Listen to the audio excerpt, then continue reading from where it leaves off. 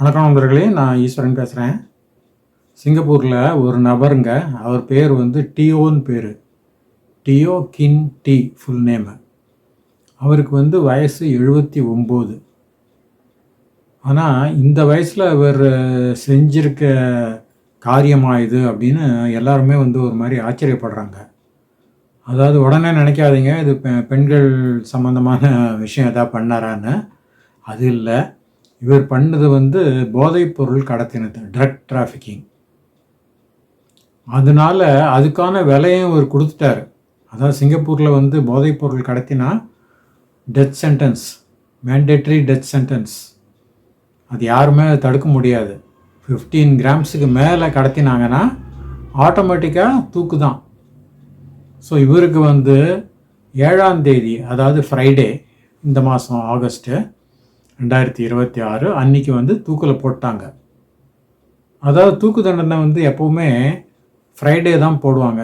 தூக்கில் போடுறது ஃப்ரைடே காலையில் ஒரு 6க்குள்ளே போட்டுருவாங்க. 5:45 வாக்கில் அந்த தண்டனையை வந்து அவங்க நிறைவேற்றிடுவாங்க. ஸோ இவருக்கும் வந்து அந்த மாதிரி 7ஆம் தேதி ஃப்ரைடே காலையில் ஒரு 5:45 அந்த டயத்தில் வந்து நிறைவேற்றிட்டாங்க. ஸோ எப்படி இவர் மாட்டினார்னா 2020லேயே, அதாவது இப்போது 79 வயசு, 2020லனா ஒரு 6 வயசு கம்மி, 73 72 வயசு இருந்திருக்கும். அப்போ வந்து அவர் என்ன பண்ணியிருக்காரு, அந்த பியூர் ஹெராயின் அதை வந்து கடத்தியிருக்காரு சிங்கப்பூருக்குள்ளே. ஹெராயின்னா டயாமார்ஃபின் அப்படின்னு அதுக்கு பேர் உண்டு. அது வந்து ஒரு போதைப்பொருள் தான். அது வந்து 15 கிராம்ஸுக்கு மேலே கடத்தினாக்க டெத் சென்டென்ஸு. 15 கிராம்ஸ் தான் லிமிட்டு. அதுக்குள்ளே இருந்தால் அவங்க வந்து ஏதாவது ஜெயில் சென்டென்ஸ் அந்த மாதிரி கொடுப்பாங்க. 15 கிராம்ஸை தாண்டிச்சுன்னா ஆட்டோமேட்டிக்காக டெத் சென்டென்ஸ் வந்துடும்.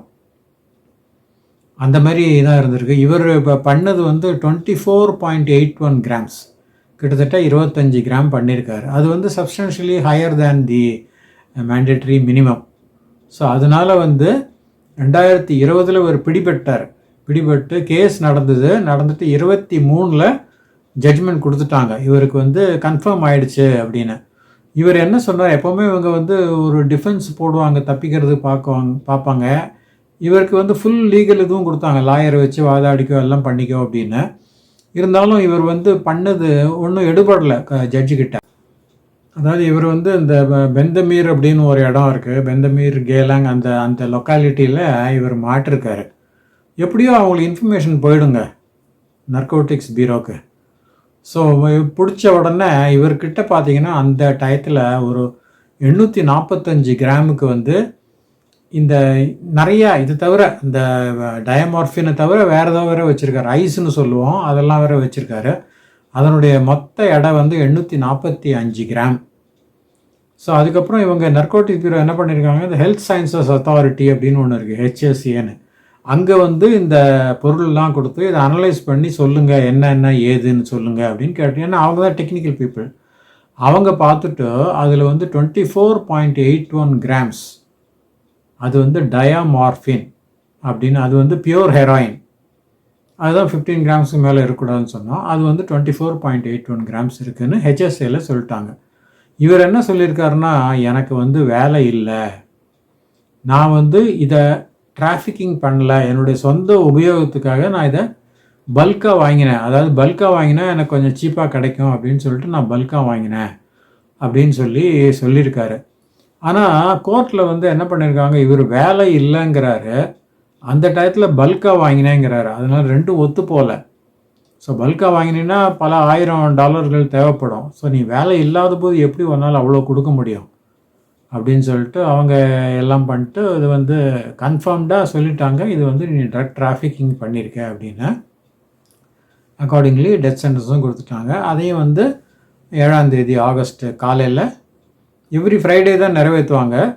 ஸோ அது வந்து அந்த மாதிரி நிறைவேற்றிட்டாங்க. யூஸ்வலாக பார்த்தீங்கன்னா இந்த மாதிரி ஒரு டெத் சென்டென்ஸில் இருக்கிறவங்களுக்கு ஒரு இந்த ஃபோட்டோ ஷூட்னு ஒன்று வைப்பாங்க.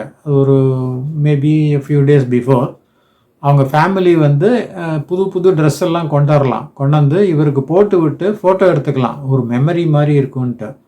அது வந்து ஜெயில் அத்தாரிட்டிஸே அலோவ் பண்ணுவாங்க. அதே மாதிரி வந்து இவங்களுக்கு ஏதாவது ஒரு பிடிச்ச உணவுன்னு இவங்க சொன்னாங்கன்னா அதை வந்து முடிஞ்ச வரைக்கும் கொடுக்கறதுக்கு ட்ரை பண்ணுவாங்க. கேரண்டி கிடையாது. முடிஞ்ச வரைக்கும் அவர் கேட்ட உணவை வந்து கொடுக்கறதுக்கு ட்ரை பண்ணுவாங்க. ஸோ காலையில் ஒரு 5 மணிக்கெல்லாம் எழுப்பி விட்ருவாங்க. எழுப்பி விட்டு காலை கடன்லாம் முடிக்க சொல்லுவாங்க. அதுக்கப்புறம் வந்து ஐ திங்க் ஏதோ டீயோ காஃபியோ கொடுப்பாங்கன்னு நினைக்கிறேன், ஒரு 1/2 கிளாஸு. அதுக்கப்புறம் ஒரு 6 மணி போல் கேலோஸ்க்கு கூப்பிட்டு போயிடுவாங்க. கூப்பிட்டு போய் கூடவே ஒரு டாக்டரும் வருவார். அவர் வந்துட்டு இவங்க வந்து எந்த மாதிரி கயிறு போடணும் அதெல்லாம் வந்து இவருடைய வெயிட்டை பொறுத்துது. அந்தந்த ஆளுடைய வெயிட் எவ்வளவோ அதுக்கேற்ற மாதிரி தான் அவங்க வந்து கயரோட லெங்க்த் எப்படி இருக்கும் அதெல்லாம் டிட்டர்மின் பண்ணி வச்சுப்பாங்க.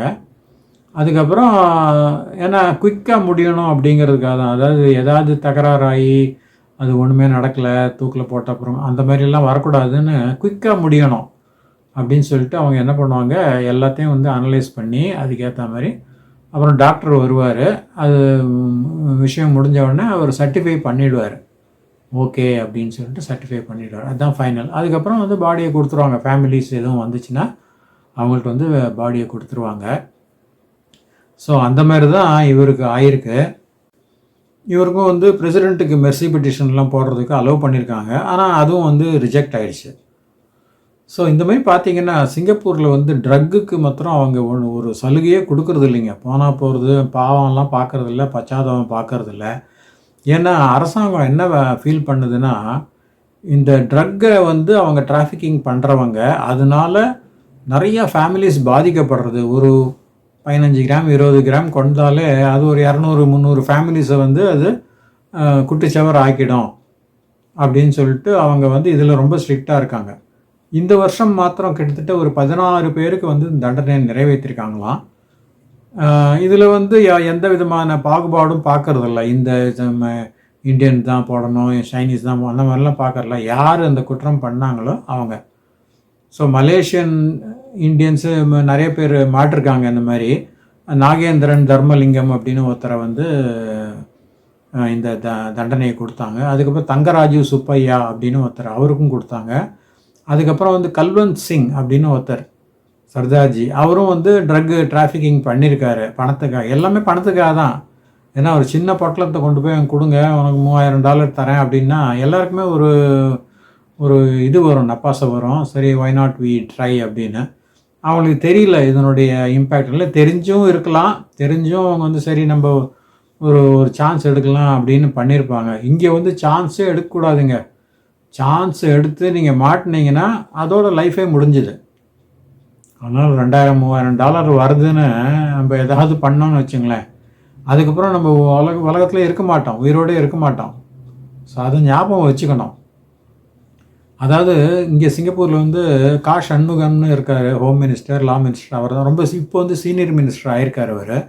அவர் வந்து is very particular on curbing the drug டிராஃபிக்கிங். அதுக்கு வந்து இந்த மாதிரி ஒரு தூக்கு தண்டனை கண்டிப்பாக கொடுத்தானோ அப்படின்னு சொல்லிட்டு அவர் ரொம்ப ஒரு குறியாக இருக்கார்.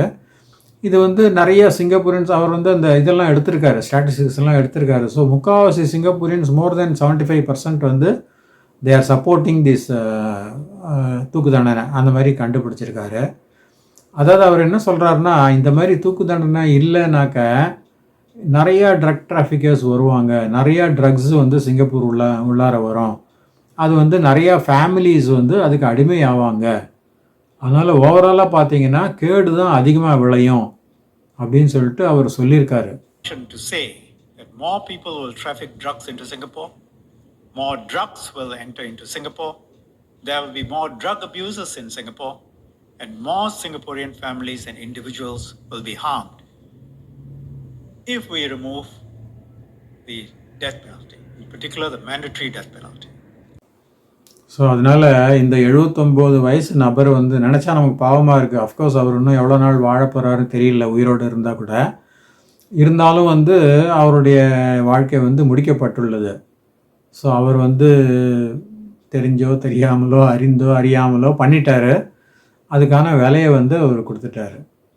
இதெல்லாம் வந்து எல்லாருக்கும் ஒரு பாடங்க. சிங்கப்பூர்னால் ஒரு ஜஸ்ட் லைக் தட் நம்ம லேசாக எடுத்துக்கலாம், ஒன்றும் பண்ண மாட்டாங்க அப்படின்லாம் ப்ரெஸ்யூம் பண்ணவே கூடாது. எஸ்பெஷலி இந்த மாதிரி ட்ரக் டிராஃபிக்கிங் பண்ணும்போது அதுக்கு வந்து நோ கோ. அதுக்கு வந்து நோகோ. அதை பற்றி நீங்கள் நினைக்கவே கூடாது யாருமே. என்ன ஆக போகுது, நம்ம வந்து காலுக்குள்ளே தானே ஒழிச்சு வச்சுக்கிறோம், இல்லை காலருக்குள்ளே வைக்கிறோம் அப்படி இப்படின்னு சொன்னால் அதெல்லாம் நடக்கவே நடக்காது. ஏன்னா அங்கே வந்து இப்போ எலக்ட்ரானிக் இதெல்லாம் வச்சுருக்காங்க, அது தவிர மோப்ப நாயும் வச்சுருக்காங்க. அதெல்லாம் எப்படியும் கண்டுபிடிச்சிருவாங்க. கண்டுபிடிச்சாக்க வேறு வழியே கிடையாது, மேல் லோகம்தான். ஸோ அதனால் எல்லோரும் ஜாகிரதையாக, யாராவது ஊர்லேருந்து வரைச்சா கூட அண்ணன் இந்த பொட்டலத்தை வந்து அங்கே கொண்டு கொடுத்துருங்க, ஃப்ரெண்டு வந்து வாங்கிப்பார் அப்படி இப்படின்னு யாராவது சொன்னாங்கன்னா தயவு பண்ணி ரிஸ்க்கே எடுக்காதீங்க. சொல்லிவிடுங்க, எனக்கு உயிர் முக்கியம்ப்பா அப்படின்னு சொல்லி போஸ்ட்டில் அனுப்பிச்சிக்கோன்னு சொல்லிவிடுங்க, அவ்வளோதான். ஸோ நம்ம மீண்டும் இன்னொரு வீடியோவில் சந்திக்கலாம். நன்றி, வணக்கம்.